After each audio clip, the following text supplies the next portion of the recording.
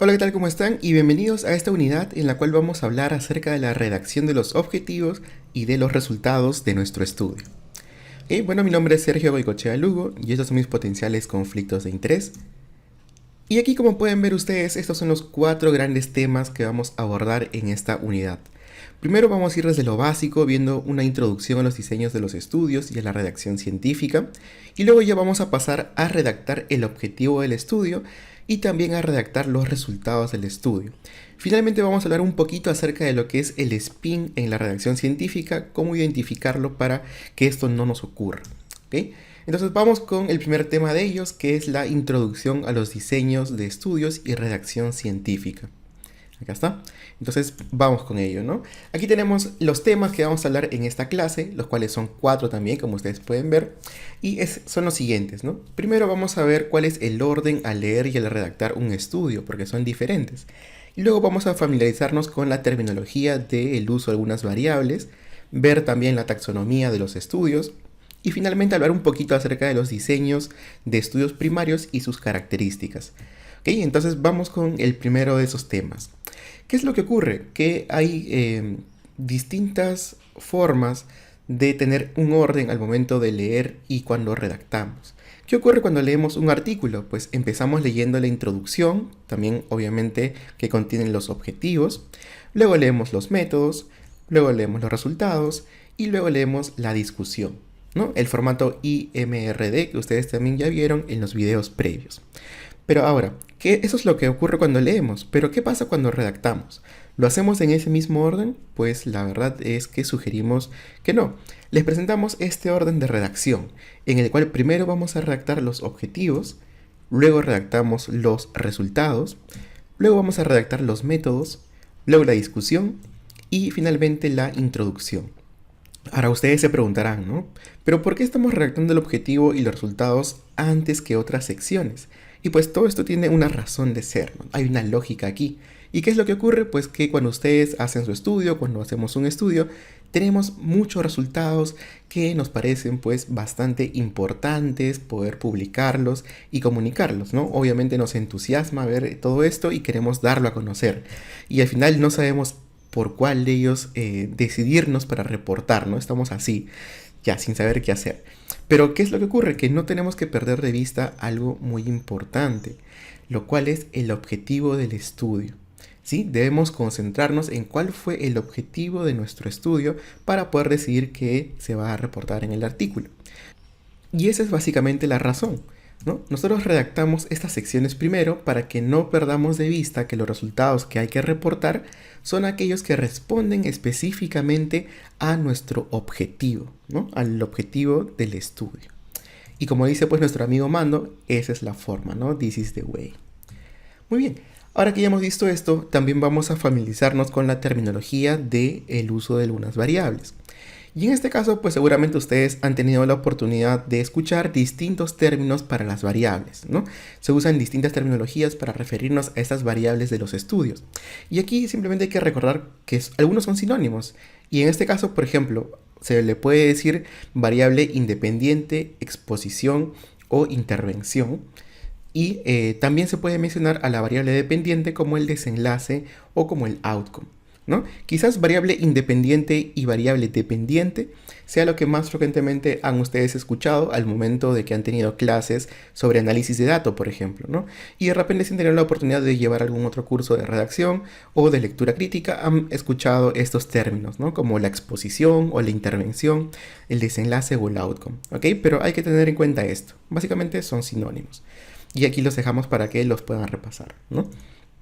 Bien, y una vez que hemos visto esa terminología y ya nos vamos familiarizando, porque son términos que vamos a utilizar a lo largo de todas las clases, vamos a ver también acerca de la taxonomía de los estudios, ¿no? De cómo se clasifican, para poder saber en qué escenario estamos nosotros con nuestro estudio.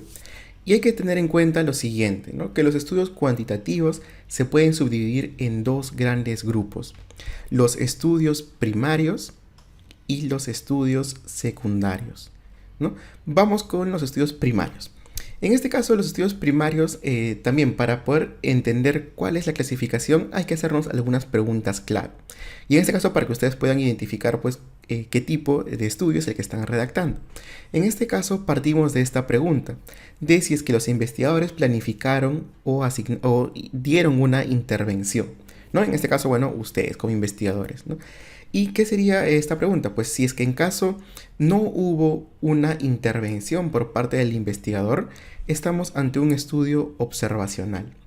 Pero si por el contrario sí hubo una intervención y un grupo de investigadores pues adrede colocó quizás una intervención dentro de un grupo de personas, ¿no? En este caso ya estamos ante un estudio experimental, ¿no? Ha habido una intervención por parte del investigador. Ahora vamos a continuar con este brazo de aquí, de los experimentales.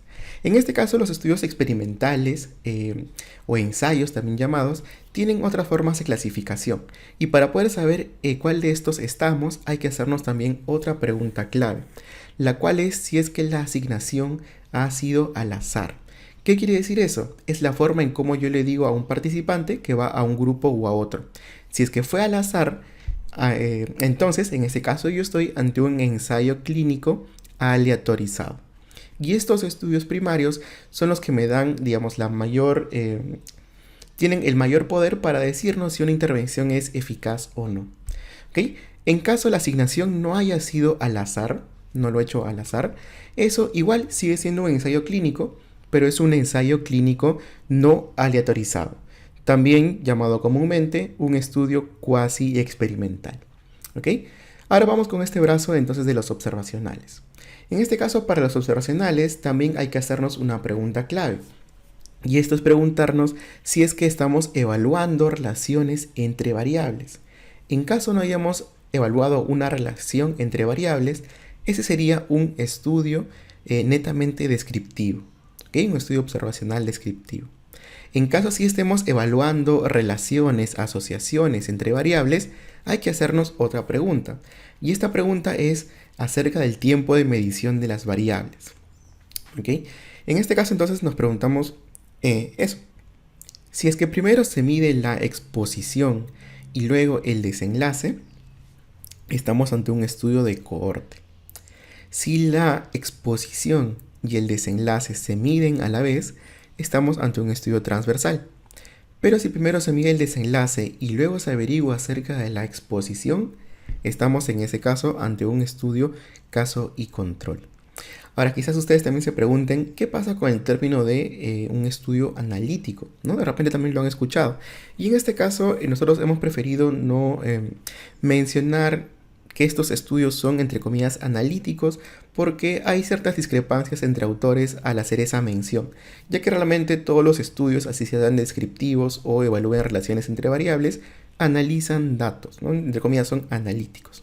Por eso, para evitar esa confusión, vamos a centrarnos netamente en si es que evalúan relaciones entre variables y en qué tiempo miden esas variables.